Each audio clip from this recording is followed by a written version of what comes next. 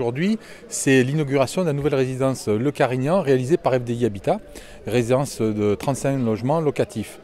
La particularité de cette résidence, c'est d'avoir régénéré une friche industrielle qui appartenait à un opérateur téléphonique, tout en conservant une partie d'exploitation d'un réseau téléphonique. Donc, 35 logements qui se répartissent entre T2, T3, T4 et qui sont très bien intégrés par rapport aux attentes de la population et au quartier et à l'environnement. C'est dans le droit fil du plan local de l'habitat qui est porté par la communauté de communes, mais Gignac a une longue vocation sur le logement social.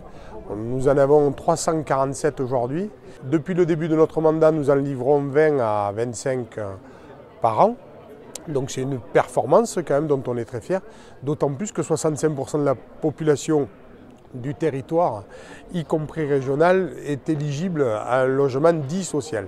Donc nous accueillons des populations, mais aussi nous avons besoin de garder un certain nombre de nos habitants qui font des demandes justement pour pouvoir accéder à un premier logement, faire un parcours locatif et pourquoi pas un jour accéder à la propriété. C'est tout le sens du cadre de vie que nous avons ici.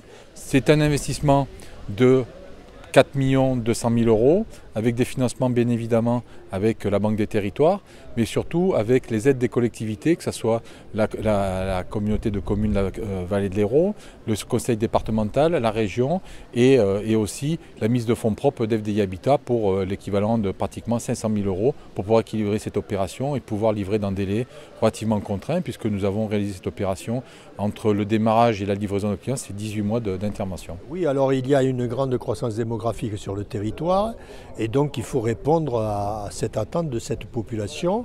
Et puis dans le même temps, comme nous sommes dans une période de mutation, on veut un habitat de qualité qui réponde aux besoins du développement durable, comme l'on dit aujourd'hui, c'est-à-dire des économies d'énergie, le bien-être des populations, la qualité de vie, etc.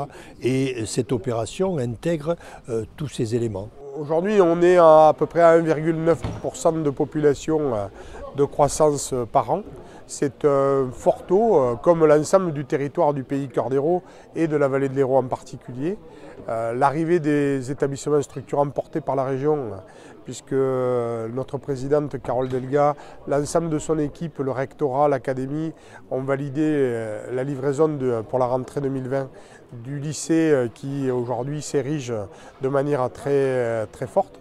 Un pôle santé qui va être porté avec un groupe mutualiste, Languedoc Mutualité, et la communauté de communes et FDI aussi, donc qui va apporter une attractivité, et avec le département, son président Kléber Mesquida qui a apporté aussi le centre de formation et de mise en situation du corps des sapeurs-pompiers et qui va aussi voir le jour à Gignac, plus la rénovation autour de la politique centre-bourg que nous avons signée avec la région et la communauté de communes, tout ça, ce sont des œuvres cohérentes qui font qu'aujourd'hui nous sommes un territoire porteur.